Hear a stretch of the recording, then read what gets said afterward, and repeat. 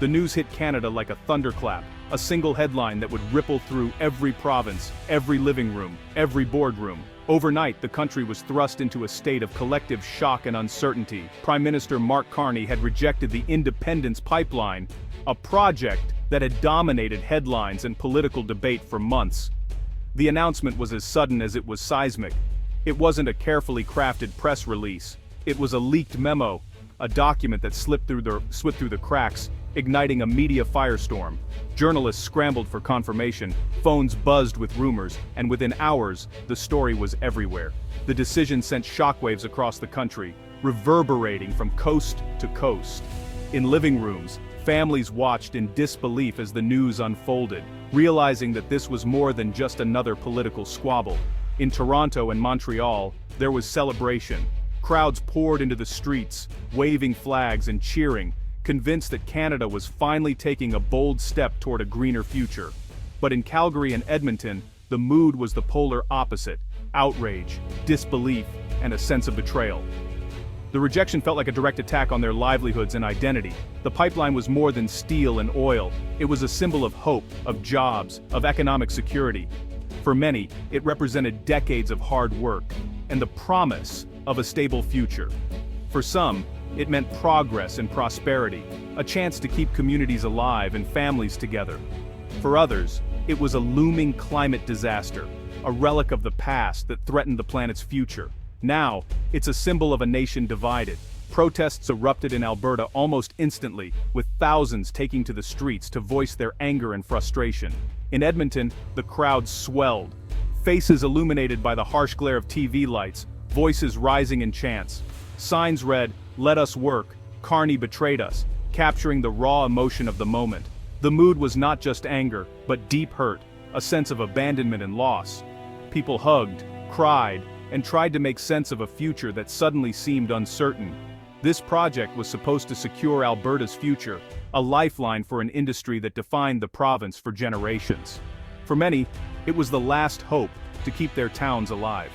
The rejection feels personal, a dismissal of their way of life by a distant government in Ottawa. In small towns, families watched the news in silence, disappointment etched on their faces. The stakes are high, not just for Alberta, but for the entire federation. The decision has exposed deep rifts, raising questions about national unity and the future of Canadian identity. On Parliament Hill, the Prime Minister's office defended the decision, citing climate commitments and a bold green vision for Canada's future.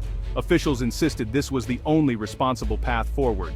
Carney, former Bank of England governor, and now Prime Minister, is staking his legacy on this pivot. He's betting that history will remember him as the leader who put Canada on the right side of climate history. Supporters call him courageous, a visionary willing to make tough choices. But critics in the West see him as out of touch, sacrificing jobs, prosperity, and even national unity for global applause and international approval. This single decision has drawn a sharp line down the country, exposing old wounds and creating new ones. The divide between East and West has never felt more real.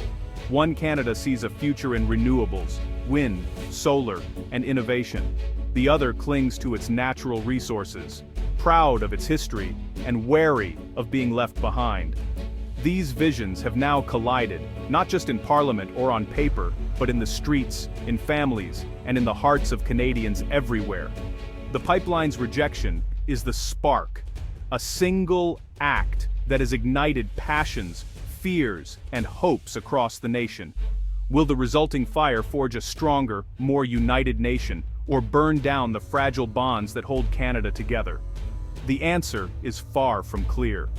The world is watching as Canada faces a crisis of its own making. Allies and rivals alike are tuning in, wondering which path this northern nation will choose. The battle for the country's soul has begun.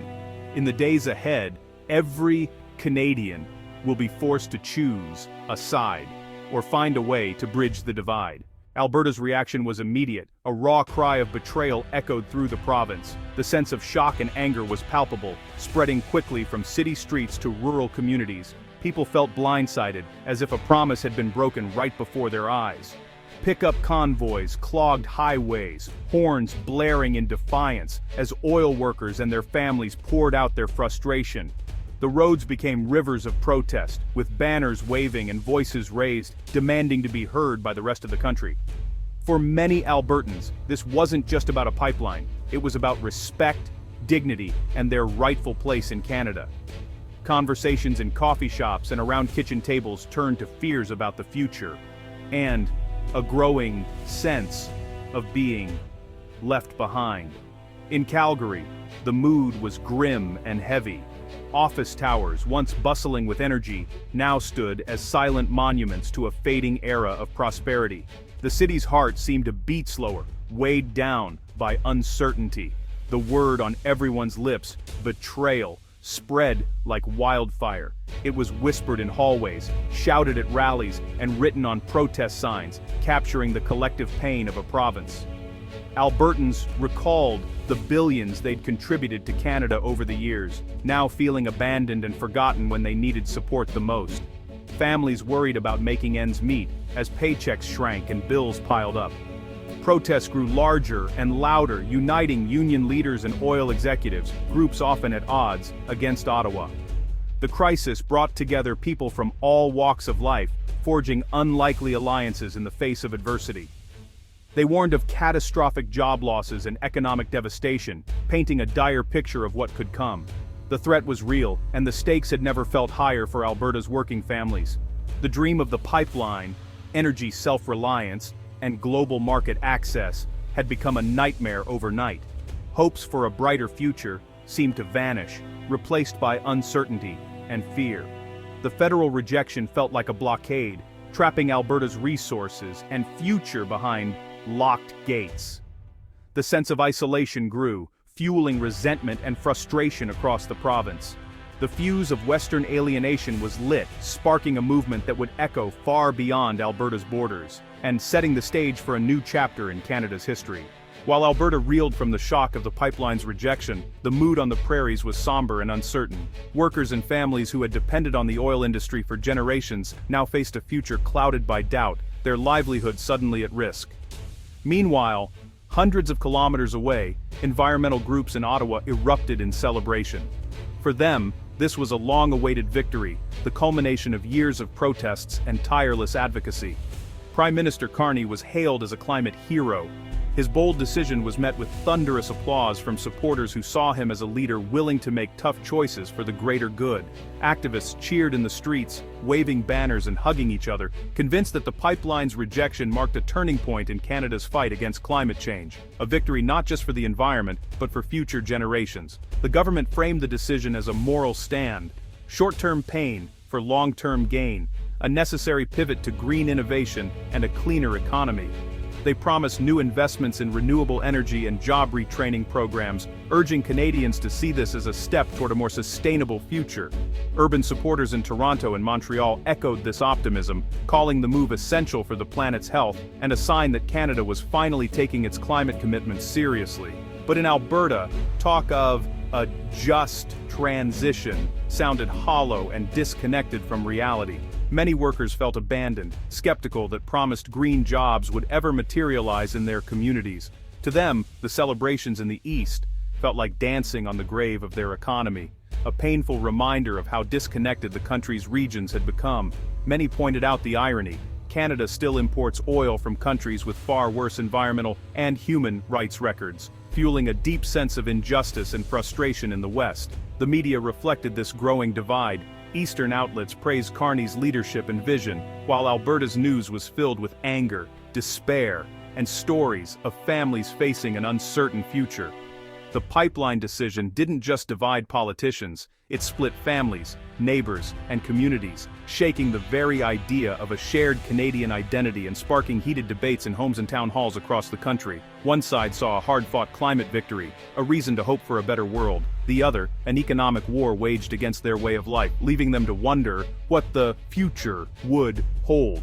The chasm between regions had never felt wider, and the question of how to bridge it loomed larger than ever before. Why could Ottawa make this call? The answer lies in the Constitution. The federal government holds power over projects crossing provincial borders, like pipelines. Section 92 to 10 of the Constitution Act gives Ottawa authority over interprovincial works. Even if a project is mostly in one province, if it connects to another or the world, Ottawa gets the final say. This is the lever Carney used to reject the pipeline, despite Alberta's support. Alberta sees this as Ottawa choking its economy for political gain.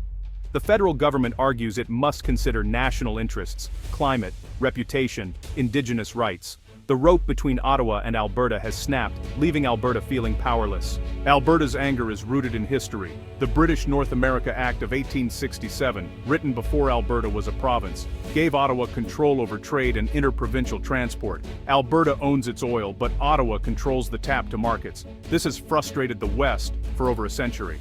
Many Albertans see the rules as written for central Canada, with the West brought in on unfavorable terms. The pipeline rejection is just the latest in a long line of grievances. It's not just about money, it's about feeling like a colony in their own country.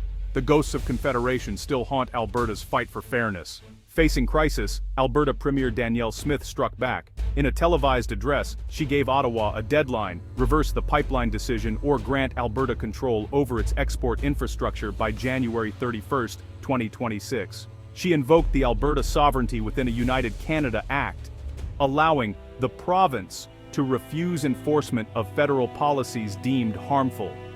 This was more than protest, it was a direct challenge to federal authority. Smith framed her move as a fight for fairness, not separation, rallying Albertans to her side. The ultimatum forces a confrontation. If Ottawa backs down, it's a win for Alberta. If not, a collision looms. The pipeline dispute has become a crisis over Canada's very structure. The clock is ticking, and the nation is watching. The Alberta Sovereignty Act is the most explosive legislation in modern Canada. It lets Alberta declare federal laws unconstitutional and refuse to enforce them. Smith's use of the act over the pipeline is its first real test, a direct challenge to federal supremacy. Most legal experts say the act is itself unconstitutional, setting up a court battle. The result: legal chaos, uncertainty for businesses, and a paralyzed province. For Smith, the act is a symbol of defiance, even if courts strike it down. The stakes: a new deal for Alberta, or a full-blown constitutional crisis. Canada hasn't seen a showdown like this since the Quebec referendums. The standoff is shaking Canada's economy. Alberta faces tens of thousands of lost jobs and billions in vanished investment. International investors now see Canada as unstable, a place where major projects can be killed by politics. The pain spreads: less money for other provinces, lost business for Ontario and Quebec suppliers, and fewer deals for Toronto's financial sector. Real families face uncertainty: oil workers, small business owners, communities. The green transition feels like a cruel joke to those facing layoffs and mortgage payments. Landlocked oil means less revenue for all Canadians, less for hospitals, schools, and social programs. The economic price of division is steep and rising. As Smith's deadline nears, Canada faces a moment of truth. If Alberta defies federal law, the country enters uncharted territory. Ottawa could allow defiance, undermining the federation, or force compliance, escalating the crisis. The fallout could paralyze government and deepen regional resentments. For Smith, it's a high-stakes gamble. If she fails, backlash is certain. This is more than politics, it's about the very definition of Canada. Is Canada a unified nation, or a confederation of strong provinces? The pipeline crisis has made this question urgent. The coming weeks will reveal if Canada can heal, or if the fractures will shatter the nation. Tonight, a country waits, anxious for what comes next.